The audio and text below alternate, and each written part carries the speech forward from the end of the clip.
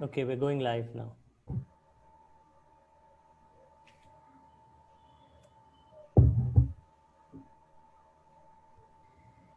Give me the cue for when you want me to share my screen. Hello and good evening. Welcome to day 2 of Humboldt Day India events.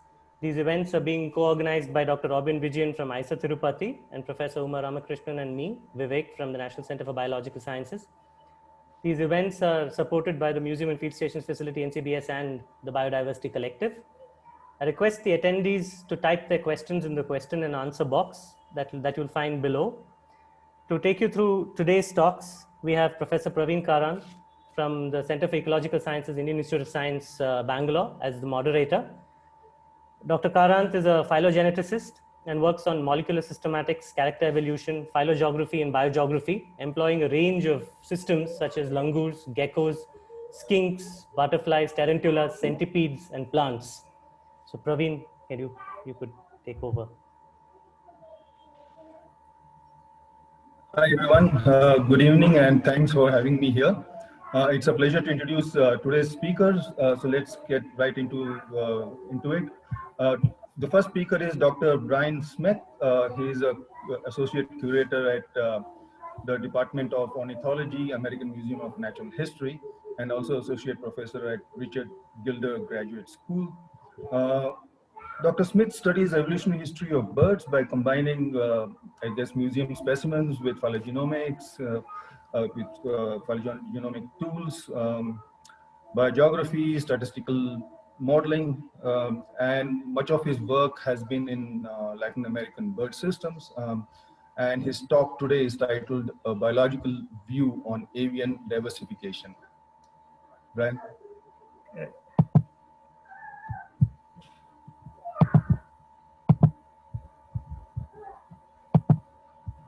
Thank you, Praveen, for that introduction. Can everyone see my screen? Looks good? Yes, looks good. Yeah, good. Okay, excellent. Yeah, I want to thank everyone for the invitation. This is a really exciting opportunity. I think it's one of the upsides of the global lockdown is now that we have a means to communicate with much broader audiences and get to interact with scientists around the globe. And I really appreciate the opportunity to participate in this conference. I'm really excited about it. And as Praveen mentioned, I'm a curator and a professor at the American Museum of Natural History in New York City in the United States of America. And this institution has a really long history of biogeographic research.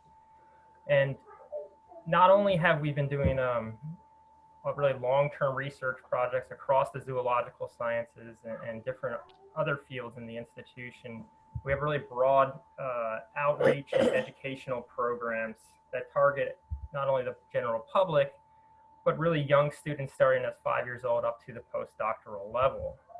Now, before I go into the research, I want to just point out a couple things that may be of interest to students. We have a number of research grants that help supplement graduate student research.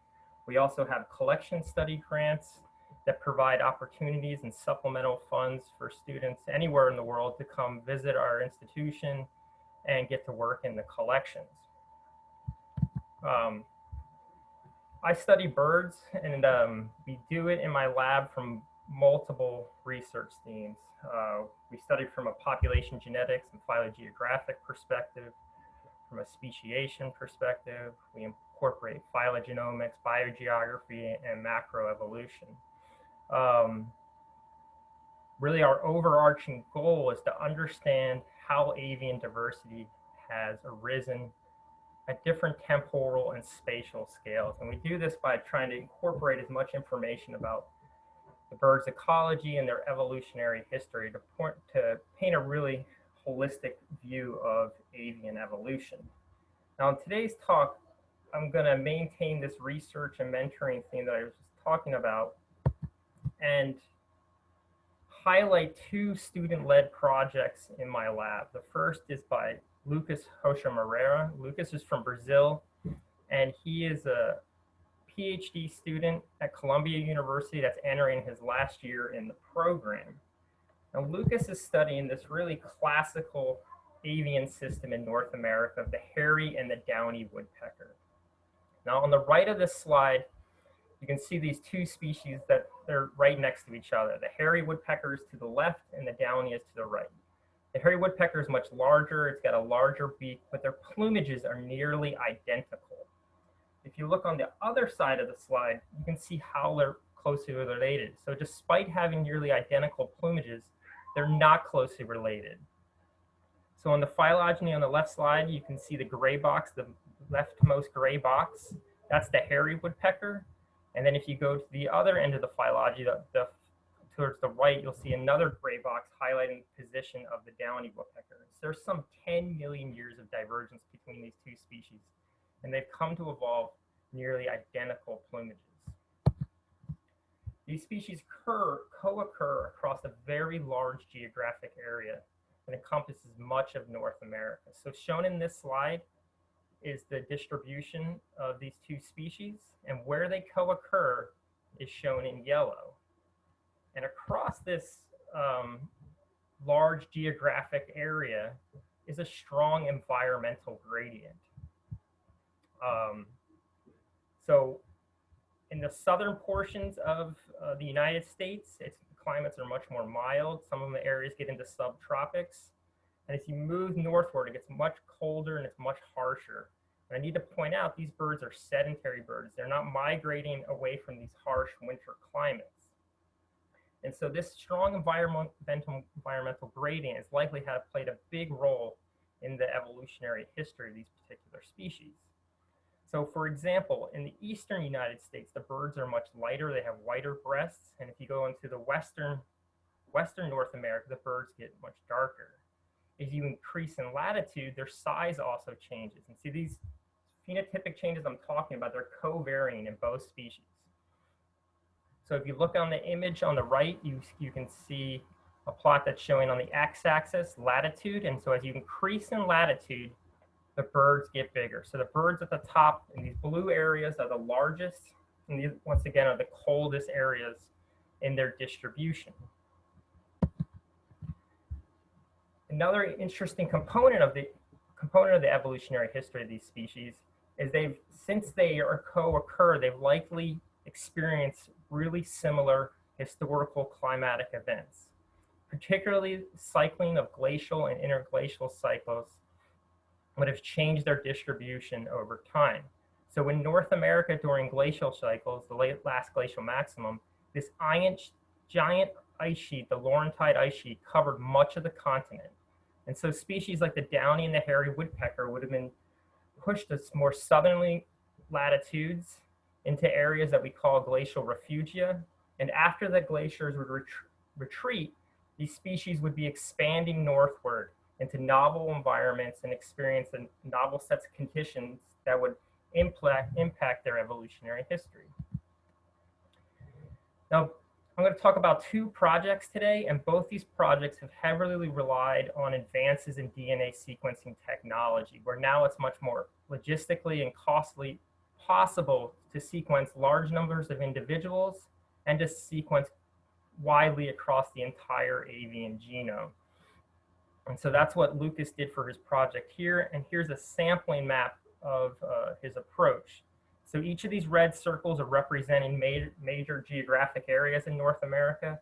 So he did population sampling of each of the species in these circles that would represent all of his downstream genetic analyses. And really one of the overarching questions that Lucas is interested in is how does neutral and adaptive process impact genetic variation in these two co-distributed woodpecker species? I'm going to jump right into some of the major results and just give you a kind of snapshot of what he found. So looking at their genetic structure, he found that they were highly congruent. So on the top, you see two admixture plots, one for the downy woodpecker on the left, hairy woodpecker on the right. And these admixture plots are giving an indication of how much genetic mixing there is among different geographic localities and how much geographic structure there is across the landscape. These same admixture proportions are plotted onto the geographic maps below in the pie charts. And there's some general patterns that we can discuss here. Both groups are best explained by 4 groups, and these groups are an eastern group shown in bright green, a Rocky Mountains group shown in blue, a Northwest group shown in red, and Alaska group. This is that really cold population shown in this yellowish gold color. Okay, so they have highly congruent structure between these 2 species. However, when you look at their demographic history, they're actually quite different. So modeling their demographic history and testing a range of alternative demographic models, Lucas was able to identify which is the most probable of those models for each of these species. And those best fit models are shown on this slide. So on the left will be the downy woodpecker, and its demographic history is best explained by a single ancestral population, which lineages expanded outward. Over time, there was large population expansion, and there's varying levels of gene flow among these different structured populations on the landscape. In contrast, the hairy woodpecker has a much deeper history. It diverged into 2 separate lineages some 800 to 900,000 years ago, and then had a dynamic population history, which eventually also led to population expansion and varying levels of gene flow across the landscape. The next thing Lucas wanted to do was look at if there's portions of the genome that are potentially under selection. He did this by performing pairwise comparisons of FST outlier analysis. And so the idea of this is to look at if there's a small portion of the genome that might be much more genetically differentiated than other portions of the genome. And I'm going to show you this, an example of these tests from the most extreme climatic comparison. And this is between the Alaska population, so that's the population is in the coldest area, versus the population in the southeast, which is the most mild and has almost a subtropical climate. So shown on this slide are 2 Manhattan plots. The downy is on the top, the hairy is on the bottom.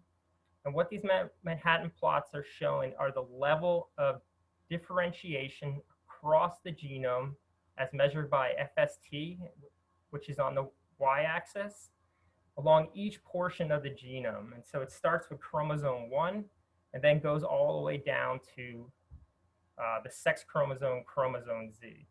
And so you can see that there's quite a few peaks in the downy woodpecker. Those black lines and those codes refer to genes that are found in the windows that these peaks occur.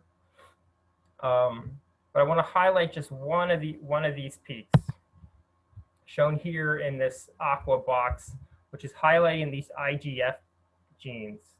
And what's interesting about these is that both species have a similar peak, and this is occurring on chromosome 2. And what's interesting about these particular genes is that they're often implicated in body size evolution. There's a number of papers out there that are linking these genes to growth and development and differentiation. IGF-1 levels are associated with body size in passerines, and they explain much of the variation in body size in dogs. And so remember, this comparison between the southeast population, these are the smaller birds, versus the Alaskan birds. Those are the largest birds. So we have growing pieces of evidence that are showing how that this portion of the genome may be under co-local adaptation. All right, now I'm going to totally switch gears and talk about a separate project led by a student in my lab that just wrapped up her PhD, and she's going to be getting her diploma next week, Kaya Provost.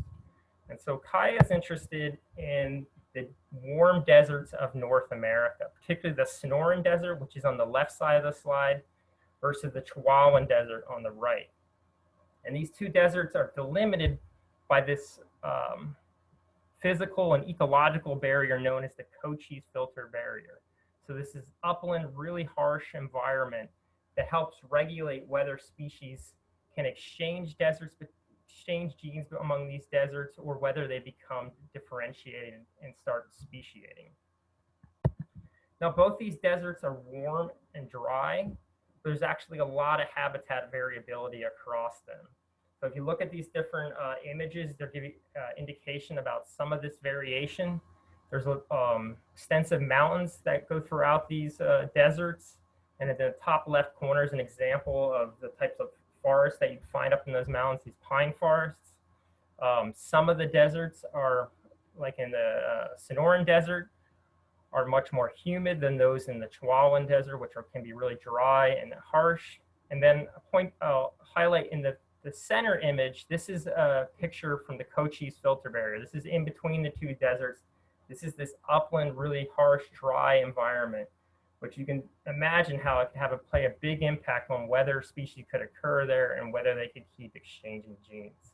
So a big part of what this project is going to focus on is how a community of birds is becoming differentiated across this this barrier you see in the middle.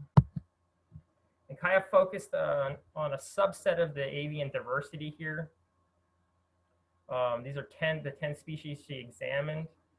They're all passerines, and they show varying ecology, and they're representative of the type of bird fauna you would expect to find in both the Chihuahuan and the Sonoran deserts.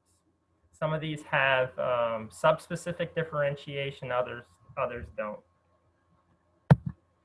And one of the overriding questions Kaya was interested in her research is how does genomic heterogeneity evolve in communities? Now, a couple slides ago, we talked about these Manhattan plots that were showing levels of genetic differentiation across the genome. And what she was interested in is how much variation are there in these genomic landscapes among species within the same community. And this slide is showing the two kind of extremes that she found in these desert birds. On the top is the curve-billed thrasher. And you can see in this plot on the top, so this is the same type of Manhattan plot. The x-axis corresponds to positions along the bird's genome, and the y-axis is corresponding to the FST value, which is tracking the level of genetic differentiation. So the bird on the top, you can see there's a lot of heterogeneity in the genomic landscape. There's a lot of high peaks. In contrast, and this is in the same community of birds, the black-tailed gnatcatcher on the bottom, you can see a pretty uniform, homogeneous genomic landscape. There's not a lot of genetic differentiation here. So what is explaining how these differences evolve within a community of birds?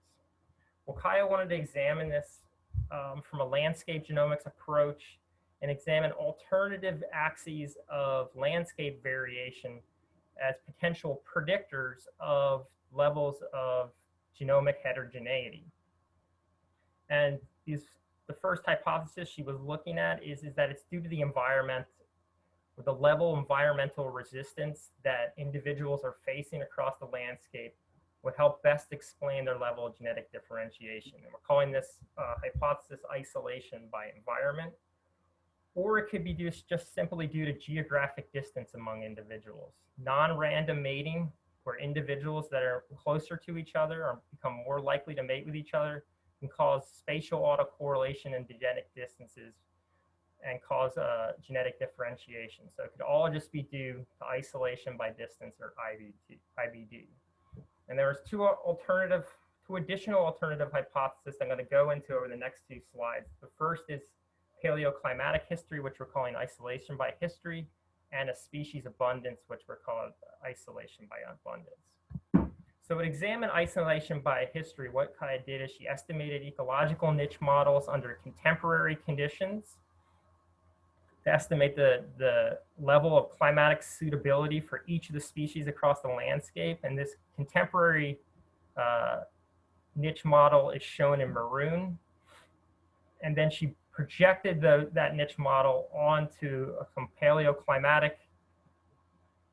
models to determine where does the model predict these species were in the past, which is shown in the hot pink. So the species on the left, the black-throated sparrow, the widespread desert species, was predicted to occur in the last glacial maximum in two separate geographic areas. In contrast, the species on the right, the canyon towhee, is predicted to have occurred a more continuous single area in the past. So this level of climatic or responses to past climatic events may help explain the differences we're seeing in the levels of genetic differentiation. And then the final hypothesis is idea of isolation by abundance. And so we're fortunate to be able to access this long-term demographics data sets known as the Breeding Bird Survey, where the last 50 years, people have been going to the same transects and counting birds. And so now we have really detailed information on their abundances across the landscape. So these maps are interpolation, so there's not transects everywhere, but they give us a rough approximation of how continuous and how abundant birds are for in a particular area. So on the left, we have the black-throated sparrow again. Once you can see how continuously distributed it is across the desert, has pretty high abundance, handles some pretty harsh desert habitat. Now this is in contrast to the Chrysalis thrasher on the right, which has a much lower abundance and has a much patchier distribution. So this type of variation that we see in abundance, these potential demographic troughs, do they help explain the level of genetic differentiation we see? Kaya got after this by using general dissimilarity modeling, where she was using the landscape matrices to help estimate how much of the variation in genetic distances across the whole genome and each chromosome could be explained. And the way we ranked these models is we identified the model that explained the highest percent of the variation as the best model, as shown in the schematic to the right. So the IBA model in green explained the highest variation, and we're going to use that as the best model. And then we're going to summarize all these results in a couple images on the next slide. So shown here is the best fit model for each of the species when you look at it across the entire genome. So the silhouettes are corresponding to one of the 10 species. The rows, the colored rows, correspond to the best model. And the legend is to the right of the slide. And so the very top one, the Chrysalis thrasher, it's best explained by isolation by history when you look across the entire genome. So the quick thing you can see here is that there's not a single model that it best explains genomic differentiation across all the species.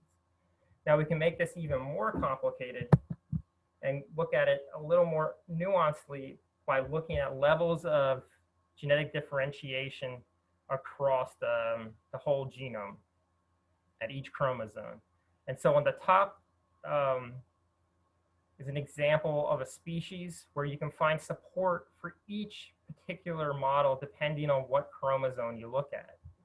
And then the other thing that you can see here is that some species, such as the caddis wren, which is the second from the bottom, which is best explained by isolation by history, the majority of its genome is not explained really well by that particular model, except for the Z chromosome. And we can dig in a little bit deeper and start to characterize the genetic variation in each of these windows that are best explained by these different models. So for example, we estimate a lot of population genetic summary statistics for each of these chromosomes and then summarize them for each model. So for example, isolation by abundance, typically these genomic regions have a high percentage of rare alleles. The statistics FST and DXY, which are measuring differentiation, are typically high, and there's low nucleotide diversity. So combined, we can get a real holistic view about how the genome and how species are interacting with the landscape to produce heterogeneity at multiple scales. Now to wrap this up, I told you about 2 student projects in my lab, which are examples of types of research and mentoring that we do at the American Museum of Natural History. And the first project by Lucas Moreira, examining this classic avian system in North America on hairy and downy woodpecker, and showed in that the evolution of the neutral genetic variation in the species can be explained by both discordance and concordance. They have similar population structure, but very different demographic histories. But then there's also concordance in the evolution of potentially adaptive genetic variation. There's an example at least of one peak in these species that are showing evidence of co-local adaptation, which may influence body size evolution. In the second study by Kaya Provost, looking at the evolution of desert communities, she was able to show how within communities, there's a lot of heterogeneity across genomes, and the way that heterogeneity is potentially influenced by the landscape is really varies from each species to each species. But then within each of those species, there's also a lot of heterogeneity across their chromosomes, indicating that there may be multiple processes influencing the evolution of their across their genomes. With that, I would like to thank all of the organizers and a number of people, and I'd be happy to take any questions in the last couple minutes. Thank you. Thank you, Brian. There are a couple of questions here. There is a question from Serban. The phylogeny is saying that two woodpecker species split so long ago. Is it mitochondrial only or nuclear only or combined? Did you hear the question? Yeah, I heard the question. So the question, there's been a lot of phylogenetic work. Can you hear me? Yeah, I can hear you. Can you hear me? Yes, we can hear you. Okay, I will answer the question. So the phylogeny of the woodpecker, the phylogeny is pretty robust. There's been a number of independent researchers that have worked on woodpeckers. There's forthcoming woodpecker studies that are using larger genomic data sets, and they're all saying the same thing, that these species are not sister species. So it's been based on mitochondrial markers, it's been based on nuclear markers, and there's larger phylogenomic markers that are saying the same pattern.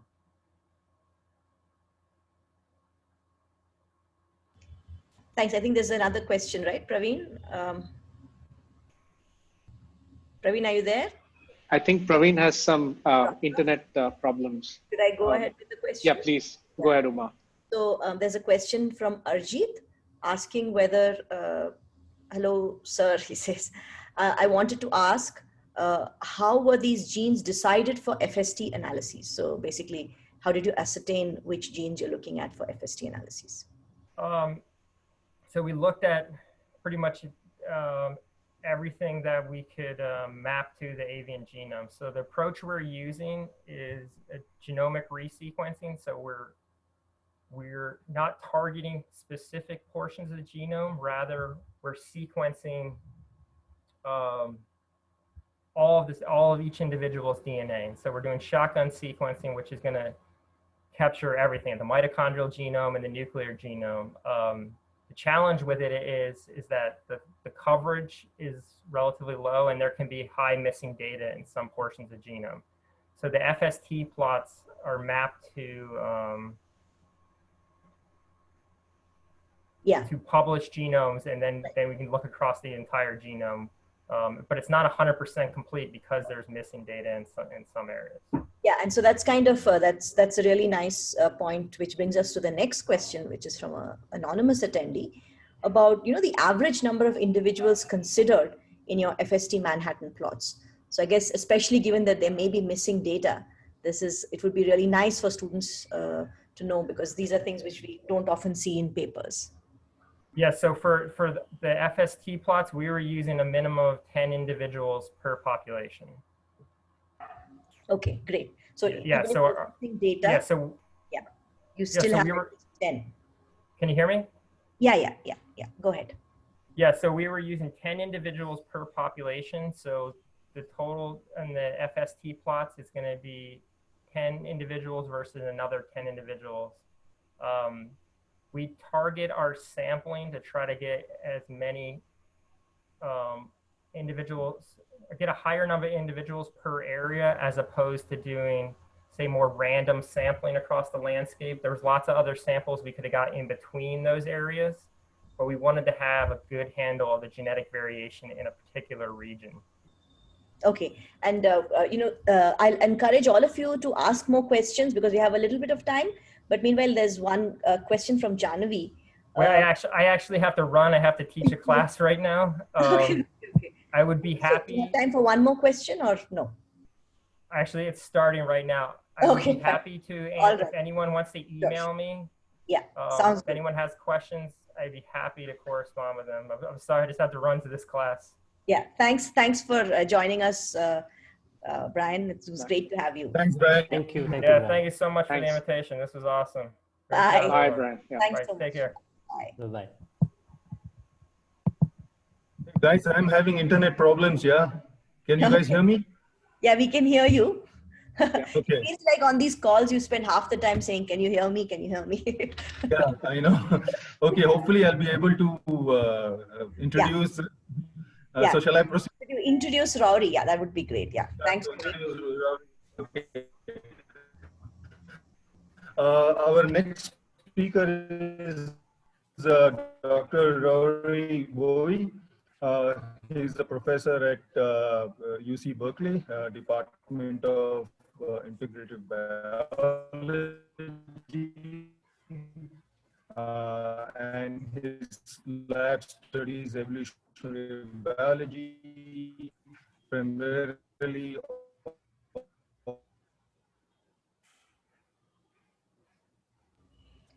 I think Praveen is fading out, but welcome, Rauri, and look forward to your talk on penguin genomes. We're all excited to hear about this work. We just came out recently in PNAS. Yes.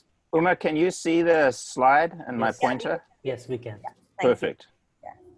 Okay, well, thank you very much for this invitation. It's really wonderful to have an opportunity to speak to everyone, especially on Humboldt Day. I decided that I would talk about this particular project. It's a newer area of research in my lab, but it represents a wonderful combination of international collaboration representing people from 13 different countries. Because penguins are both very cute and people are interested in them, but they're extremely difficult to sample. So first, I'd just like to thank my key collaborator on this, Professor Juliana Viana, who's from the Catholic University in Chile. And here she is in Antarctica sampling, taking blood samples from some of the penguin feet. And these samples provided a key resource for a lot of the research we're going to do today, or at least that I'm going to talk about. So there are 18 species of penguin in the world. Many of them will be familiar to you, such as the emperor penguin and the king penguin. And they go all the way down to this little beautiful little blue penguin over here that occurs in Australia and New Zealand. Their distribution is primarily in the cold waters here around Antarctica. But they extend up the coast of South America, they reach the southern part of the African continent, and Australia and New Zealand, and of course they occur on many, many different kinds of islands. And their distribution stretches from the freezing cold Antarctic waters that can go below zero all the way up to the Galapagos Islands here, which are tropical. They're actually right on the equator, where seawater temperatures can reach about 26 degrees Celsius. So what I'm going to talk about today is really look at these three questions. I'm going to talk a little bit about what are the roles of the major oceanic currents in the divergence among penguin populations across the southern oceans. A little bit about what's the evolutionary history of penguins and perhaps how many species there are. And then I'm going to talk a little bit about what genes are involved in adaptation to these extreme environments that enable penguins to both occupy these very warm waters, but also the really cold Antarctic waters. And you can sort of think about this as bridging macroecology. And if we have time, I'll focus a little bit on some sort of macroevolution. And if we have time, I'll focus a little bit more on microevolutionary questions. So the southern oceans, this is sort of looking at the bottom of the world, focused on Antarctica. The Antarctic polar current indicated here in red, and the subtropical front indicated here in this sort of green line are two really important boundaries in the southern oceans, And they're really a separate water that vary dramatically in temperature. So this is Antarctic waters bounded by this Antarctic polar front. Then you sort of get slightly warmer subantarctic water, and then you get more even warmer temperate water.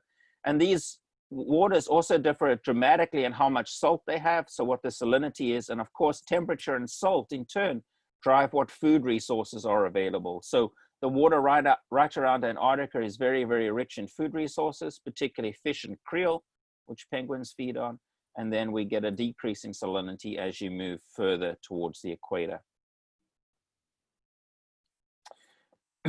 Oh, let me just go back one slide. And so both of these current systems, these fronts, represent barriers, and so they promote isolation, which of course then facilitates adaptation and speciation.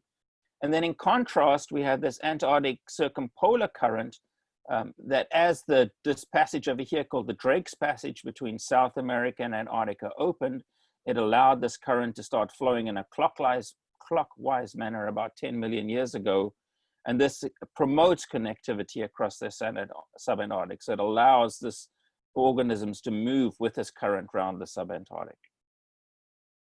So I'm going to take a slightly different approach to what Brian was talking about, where he was more at the population level. And what I'm going to spend the rest of the talk talking about is how to use genome data to look at phylogenetics, so sort of deeper time questions, and some of the advantages that genomes have in enabling us to get at different kinds of questions. So for this project, we sequenced 22 penguin genomes from 17 species, and we did it at about 30x coverage. And so the first thing you want to know once you've completed this sequencing is, well, how good are your genomes? Can you measure them to some standard? So we had an emperor penguin reference genome, which means that we have one very, very high quality genome that we could benchmark all our other genomes against. And then there are these published data sets out there, such as what we call these BUSCO genes, these benchmarking universal single copy orthologous genes that are present in all vertebrates. And you can ask in your sequence genomes how many of these genes are represented. And what you can see is that it indicated in green here are loci that are complete in the genomes that we collected. Blue are ones that are fragmented, and gray are ones that are missing. And so for most of these 22 individuals, we have very complete genomes, with the exception of this species here, Megadiptes antipodes, which is the yellow-footed penguin. And the reason for that is it's a very endangered species that occurs in a small colony on New Zealand, and we were unable to obtain a fresh tissue. And so we sequenced this individual using a 90-year-old skin that was in the Museum of Vertebrate Zoology's collection here at UC Berkeley. And so the genome was only about 63% complete. And so our first step was to try and resolve a long-standing question in penguin phylogenetics, and it's got two components. The one is that there's been a lot of debate about the timing of crown group penguins. So you can think about how old are living penguins. Penguins have a deep fossil record that goes back about 60 million years ago, but how old are the living penguins? And it varies a lot from 10 million years using the fossil record to mitochondrial DNA suggesting somewhere between 40 and 50 million years. Mitochondrial DNA with some introns halves that, or even halves it again. So a lot of debate on how old they are. And then there's an important difference in the topology in that some early studies and consistent with morphology, emperor and king penguin, the two largest species, are placed as the first diverging branch, so they sister to all other living penguins. Or some studies have instead placed king and emperor penguins inside the living penguins here, more closely related to the banded penguins and the rockhopper penguins over here. And so one of the questions we wanted to do was resolve this, and this just shows you one of the approaches you can take with genome data and the challenges you have because these data sets can be very large. And so this is showing you the phylogeny for the coding sequences. This is showing you a phylogeny for the intron data, which was an alignment of over 200 million base pairs. This is using these ultra-conserved elements, which have become popular in vertebrate phylogenetics. And this is with all of the data combined. And the topology is remarkably stable in that every single one of these 4 different data or 3 different data types and the data combined recovers the same topology. And our topology consistency places the emperor and the king penguins as the first diverging branch. This is just using a different method to construct trees. So the previous method I showed you was what we call a species tree-based approach.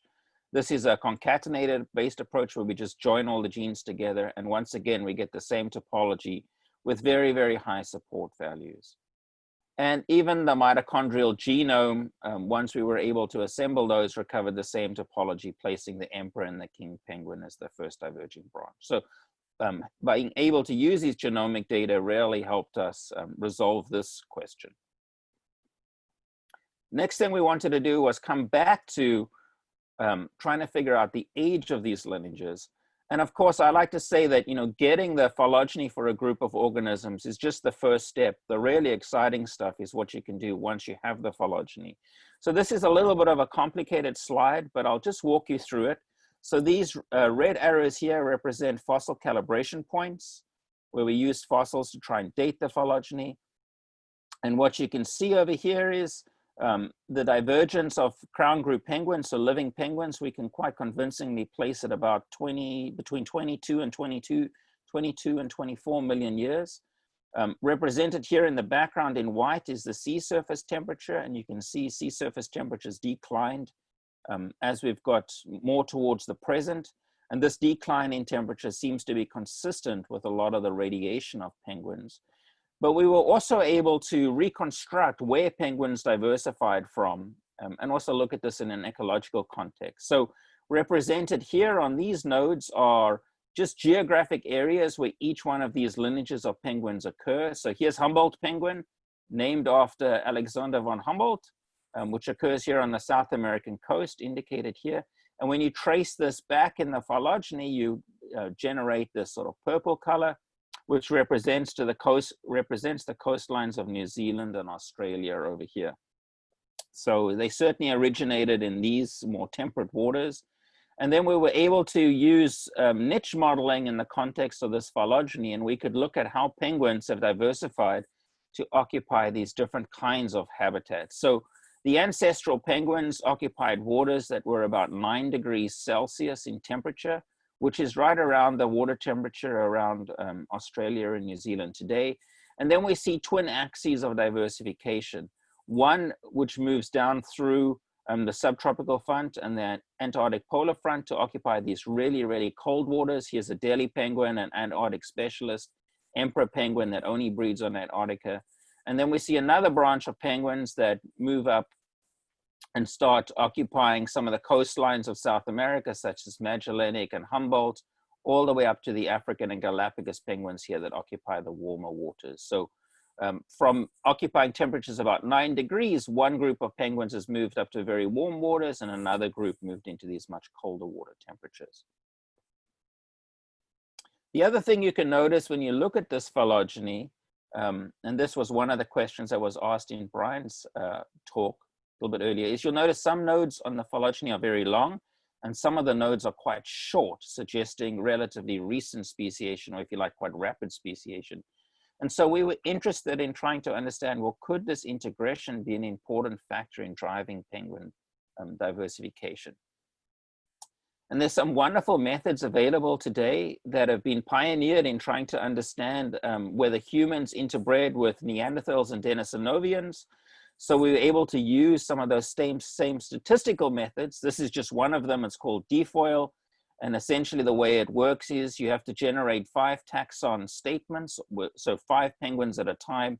And then this allows you to look at the extent of hybridization among these 5 different lineages across time, where this is time going up here. And so instead of going through each one of these comparisons, if I summarize it over here, this just shows you for some of the different groups. So in these Pygosceles penguins, you see very little indications of hybridization. There's a little bit of gene flow within the Gentoo penguin. These are 4 different colonies. Similarly, if you look at the banded penguins, these Phoniscus penguins here, you see a little bit of gene flow between the Magellanic penguin and the ancestor of the Galapagos and Humboldt penguins, which is not surprising because in nature today, we can find examples of hybridization between these two species. But then if you look in contrast at rockhopper penguins, you see right through their evolutionary history, there's been extensive hybridization across these different penguin lineages. And so it's quite possible that some of these genes have been really important in facilitating adaptation because rockhopper penguins occupy really diverse kinds of thermal environments. And so it's possible that they gain some of the genes for this from other species. And this is one of the questions we're pursuing a little further now. And then within rockhopper penguins, one of the interesting things is that the integration between species appears to be related to the distribution of the penguins, which is consistent with this clockwise direction of this Antarctic polar current over here. So the direction of hybridization for these different lineages and populations is consistent with gene flow moving around in this clockwise manner. One of the other things you can, of course, do with genomes, especially when you have relatively complete genomes, is you can look for positive selection. So this is in a similar manner to using FST to look at outliers, except you're using different kinds of models because you're comparing across different species. And so what this analysis essentially did is we asked what kinds of genes in penguins relative to other bird lineages are represented by higher rates of mutational more or positive selection. We were able to detect 104 genes. And then you can use a gene ontology kind of framework to sort of figure out, well, what are these genes likely involved with? And this is just breaking them down into a bunch of different categories, but some of them are related to vasodilation and vasoconstriction. This makes sense because it's the same genes that marine mammals use to be able to expand or contract their blood vessels, which is very important for the animal maintaining a really warm core temperature and colder extremities, so they can either move blood to the outside or keep more contained in the center of the body. Some of them are related to things like oxygenation over here, so blood pressure, cardiovascular activity. This is important because some penguins can dive up to 200 meters in depth. Again, there's an analogy to what happens in marine mammals. And so it's a way, mutations that have allowed them to be much more efficient at binding oxygen and retaining oxygen for deep diving. And then lastly, we see some genes that are related to osmoregulation. Again, this is what we would expect to see in a seabird, which has to occasionally drink seawater to be able to obtain water. And so it's related to renal function, which allows them to very efficiently excrete salt and be able to occupy those environments. And so the final thing I want to talk about genomes is something that excited me tremendously as an evolutionary biologist, because I've always been interested in how we can reconstruct the demography of populations through time. And generally, most methods that we've been able to use with molecular data has allowed us to go back a few thousand years, maybe as much as 10 or 15. But with genomes, because we have these large stretches of where we can measure heterozygosity and homozygosity, so whether you have different alleles from mom and dad or whether you have the same allele, it allows us to go back remarkably as much as 1 million years. So we can get a very long-term perspective. And this is just showing you some of the plots for different penguins over here. This is just the gentoo penguin. I'll talk a little bit more about that. Here's the banded penguin over here. You can see that many penguin species, 3 of these banded species responded positively here in the last glacial maximum. So their population size is increased. So you can see this drop in population size, this increase in population size, and then drop towards the present. Here's an interesting example looking at emperor and king penguins where, at Adelie and chinstrap penguins, where Adelie penguin is massively increased in numbers during the last glacial maximum, whereas chinstrap penguin decreased and then remained relatively constant. And then we see a few species such as the Galapagos penguin here, which might be hard for you to see in yellow, that has steadily declined over the last 1 million years. So it's been in a long-term decline before human-induced pressures. One of the really interesting things, though, is that you can look at different colonies within a species as well, and you can see that they often have different demographic histories. So these are gentoo penguins. These are 4 different colonies. As I'll show you a little bit later, may well be different species. And most of them have been declining steadily. So Crozet Island, the Falkland Islands, and Antarctica. But in contrast, this island here, Kerguelen, shows a big population increase during the last glacial maximum and then decline. And this variation here is just, you can do statistical bootstrapping on these curves to determine how reliable your result is. If you'd like to read more about this, as Uma said, this paper just came out 1 week ago. So I hope some of you are able to read it if you would like to know more details about this. And so my last just 2 or 3 minutes, I just want to touch on on the microevolutionary aspects of just talking briefly about within species. So of course, the other thing that phylogenetics are very important for is they help us understand what the genetic diversity is of the species as a whole and how it's partitioned. So this just shows you, again, coming back to those Gentoo penguins, those 4 groups that I showed that have the different demography. Here, these same 4 groups, and then if we use mitochondrial DNA, we find a 5th.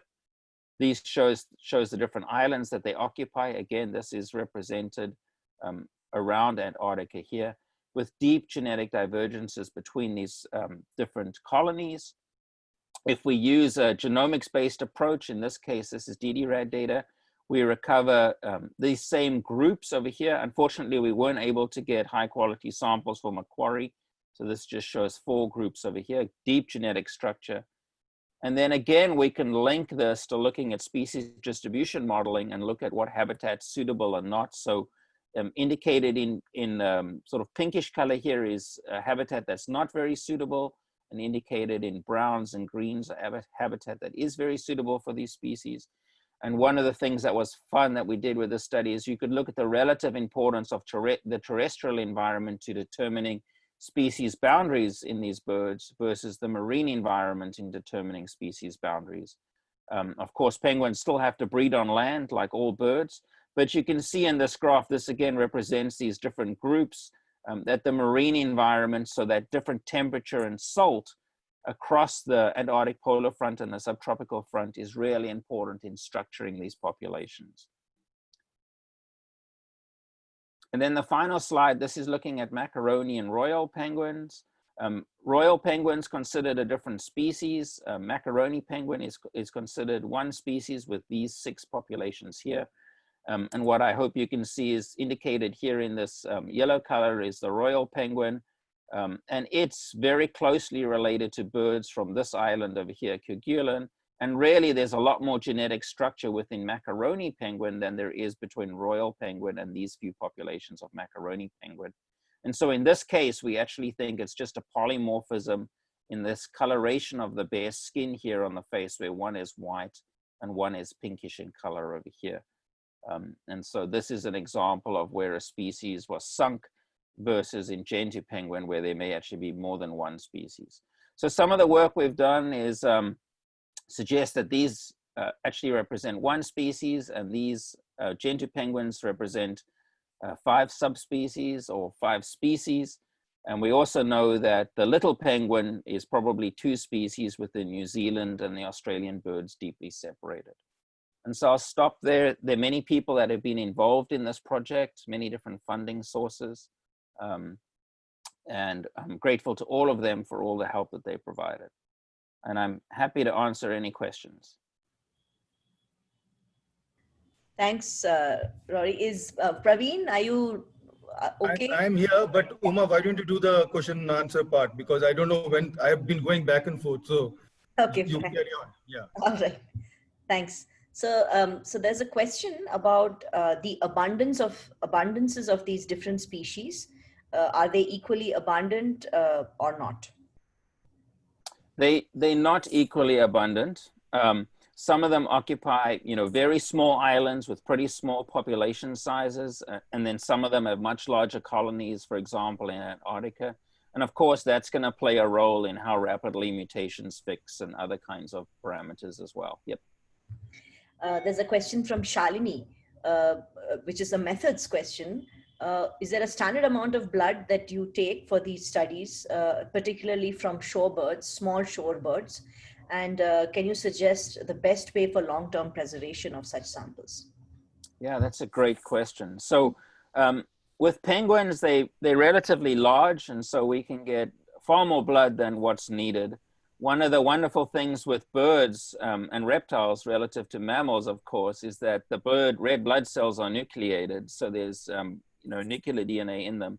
And so you need very little blood. A lot of work that we do, and I think on Thursday, I'll talk a little bit about work on African sky islands.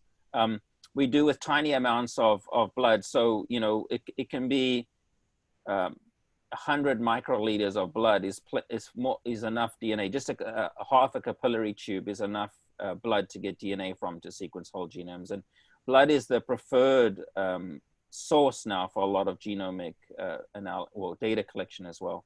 And then with respect to preservation, as you can imagine, often you're in the field, you don't have access to liquid nitrogen or other things. For blood samples, I put them in lysis buffer like we've done for decades, or on filter paper, or in alcohol. And then the important thing is just to get them cold as soon as you can. Often that when we're working in the tropical rainforests, that's 2 weeks or 3 weeks. But then to keep them cold, once you've got them cold, to keep them cold. And if you have the facilities, the colder the better, minus 80, liquid nitrogen, etc. when you get back to your institution. Great. Yeah, so there's a question about generation time and mutation rates for the PSMC plots from Yes. Yellappu Srinivas. How can you be sure about these, and what's the source of those assumptions, I guess? You can never be sure about them. That's a great question, because it's completely, what PSMC plots are based on. One of the advantages with penguins compared to many species is, well, two things. One is that lots of people have studied penguin demography for a long time. And so we have a pretty good understanding of what the generation time is for the species. And of course, it's different for the species. A generation time for an emperor penguin is quite different than, for example, an Adelie penguin. But each one of those plots I showed you, we accounted for the different generation times. And then the mutation rate is important, but not as important as the generation time. And so we used two different mutation rates. The one was based on the chicken, where again, there's a lot of work that's been done on poultry, so we could make use of that. And then the other is, there's really beautiful work that's been done on a Adelie penguin where they've sequenced fossilized individuals. And so they have a good understanding of what the mutation rate for that particular species has been over time. It doesn't, of course, mean it's true for all penguins. So we use both of those rates. And what I can say is that the abundance level changes slightly, but the shape of those curves stays the same. And so, as with everything, I think you should look at the trend rather than the absolute values. Yeah, great, thanks. There's a question from Anubhav. How confident can one be about the selection on these specific genes, given that the reference belongs to the emperor penguin only? Yeah, another great question. So we don't know.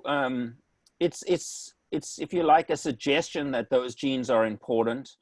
The real fantastic way to do it would be, to be able to use CRISPR or something wonderful that you could change those genes and see what would happen. That's not easy, or so far extremely difficult to do in birds and impossible to do with a species like a penguin. So the only thing we can do is use genetic modeling to try and understand where the mutations are, whether they fixed or not, and try and make inference in that way. My long-term hope is that we could establish a cell line for a penguin species, and that would allow us to do a lot more work. But it's sort of a bit beyond what my lab does. So hopefully people smarter than me in molecular biology can take that further. This is more of a comment, but great talk, and wonderful to see introgression on this scale. Much needed wake-up call to all those who treat bird species as closed boxes. Okay, another question now. In Gentoo penguins, was the diet different for each species or subspecies? Could there be food resource partitioning, basically? Yeah, so I don't know if the diet's different, but they're definitely feeding in different waters of temperatures and salinity. And I suspect that they're specializing, some of the Antarctic populations are specializing more on fish, and some of the Subantarctic ones are specializing more on krill, but I don't know that for a fact. I'm sure there are penguin biologists who actually do know that, but I don't know it. A question from Bela. What processes do you think could explain the lineage diversification in penguins? Is it possible to track the impact of marine and terrestrial barriers on penguin lineage diversification? Thanks for a wonderful talk. So I think the major sort of changes that we see in that facilitated at least diversification of modern penguins. The biggest one is the opening of the passage between South America and Antarctica that allowed that circular current to form. And that was really important because it allowed penguins to reach the South American coast and then move up that coast to reach the Galapagos Islands. So there's 2 species endemic to the South American coast and the Galapagos penguin. And it also allowed penguins to get to Africa as that current spun. So that provided new habitat, if you like, and then also allowed penguins to occupy lots of different islands. So I think there's speciation being driven by occupying new environments. I think that's really been important. And then I think the remarkable flexibility that penguins have had to occupy these different temperatures. But I always get asked this question. I think it's worth making a point that penguins have had 20 million years to adapt to these different environments. And today we're seeing emperor penguin colonies relocating on Antarctica and Adelie penguin colonies disappearing in the response to climate change. And so climate's changing far too quickly right now for these penguins to be able to respond. Even though in their evolutionary history, they've been able to occupy much warmer or colder environments than what they are in today. Hey, Uma, I'll just ask a quick question, yeah? Yeah. Just one last. So I was looking at the phylogenies that you got, and it's really amazing that species tree approach, concatenated phylogeny based on concatenated genes, as well as mitochondrial phylogeny are all the same. So you must have felt really pleased to see that, because if they were different, then you have to try and figure out what's going on. Now I was wondering, the internodal time in the phylogeny was all it was not very short in most cases. Maybe is that the reason why all these different analyses are giving you the same phylogeny? I think that's exactly the reason. I was personally quite surprised that the phylogeny was so consistent, because with songbirds that I work in a lot more, that's rare that we find that case. But I think it's exactly the reason that none of the nodes were that short. But I was also surprised that even in the rockhoppers, there's a few small differences there in the mitochondrial tree where we see some moving around. And so I think that's where the hybridization is coming in, is in some of those groups. And that might be where there are a few differences. But it's remarkably consistent and surprising. But one of the wonderful things is with that, it now provides an opportunity to see, because of the integration analyses I showed you, if they're parts of the genome, even if they're small, that have been inherited from different species and become fixed because they have some kind of adaptive advantage. So that's something we're going to explore in the future. But to do that, we need more than one individual sequence per species, right? So that's the other thing to remember here. We only, for most of them, we sequence one representative of that lineage, although with much deeper coverage than what Brian talked about. There's just one last question from Abhinesh. Was syntopy or sympatry the reason for hybridization? Great talk, and thank you. Yes, I think that is the primary reason for hybridization, where they were separated, but of course they're marine organisms. And so as currents change, they've come back together again, they've separated and that kind of thing. And so again, with genomes, with more individuals, we'll be able to do an example of what Brian talked about with the woodpeckers, where we can look at how some of those hybridization over time at specific intervals change. So we can say really, was hybridization in the past, or is it in the past and the present, or only the present, I guess is what I'm getting at. Any comments, Praveen? Oh, no, nothing much. I just really enjoyed the talk. Thanks a lot, Ravi. Yeah. Robin, you wanted to say something, right? Yes. So yeah, thank you. I mean, first, thanks Rauri and thanks Praveen for coming in. And you know, it's great to have this online platform. And thank you all the participants for coming in. But before you go away, yesterday we had these talks, you know, where some aspects of inclusivity and diversity in biogeography was brought up by Tama, one of the speakers. And you know, we want to kind of take this a little bit further. And the International Biogeography Society has encouraged us to kind of get feedback from other attendees as well. So what we're going to do is we are going to have a small poll, which has some, you know, some ideas that we've been discussing. One of this is greater access to, you know, training in modern tools and techniques that can kind of increase your, you know, the scope of your research. The other is funding, you know, for that helps you, you know, interact more with other scientists. Let's say attend the International Biogeography Society meeting, you know, probably interact with prospective editors and referees so that your papers can, you know, you can get feedback on your papers and so on. And of course, the third is funding for publication costs. And you see that, you know, that's becoming a limiting factor in many cases today. So we'll start a poll with these three specific questions, but then we also keep the Q&A box open if you have any other ideas that you would like to suggest. And at the end of every day's talk, I think we will keep opening these ideas out to get more feedback, so that in 3-4 days, you know, we may have some serious feedback that we can take back to the International Biogeography Society, and probably something can be done about some aspects. Yeah, here you go. And you can check more than one. So yes, it could be all three. And we look forward to having all of you again tomorrow around the same time. And thanks for all the other panelists also for coming in, and it was a great interaction. Yeah. Thanks again, Rauri. Thank you very much. Thanks, it was an honor to speak to you all. Yeah. Thank you all.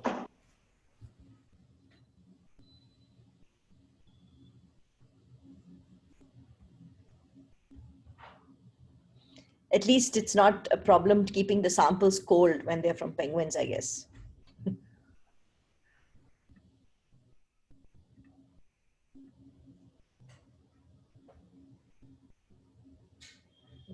Everyone wants more training.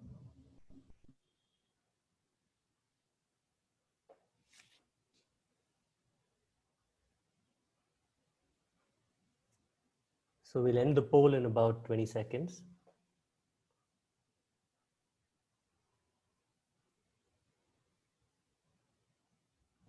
The recordings of these talks will be available, right, Vivek? Yeah, yes, of course. They're already available on Facebook, so we can put them out. Yeah. Yeah, sorry guys, my internet is really acting up today.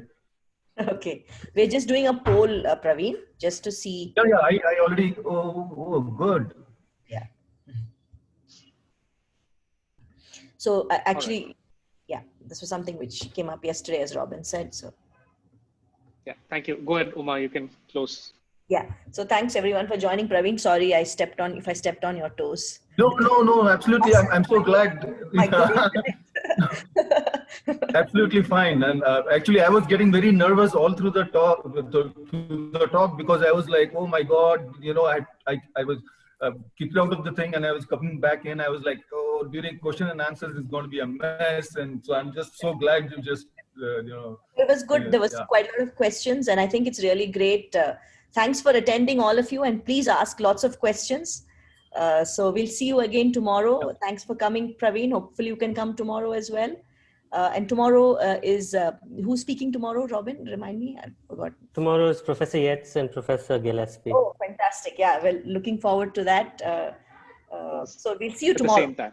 Yeah. Yeah. Bye-bye. Same time. Yes. Bye-bye. Okay. Bye. Bye.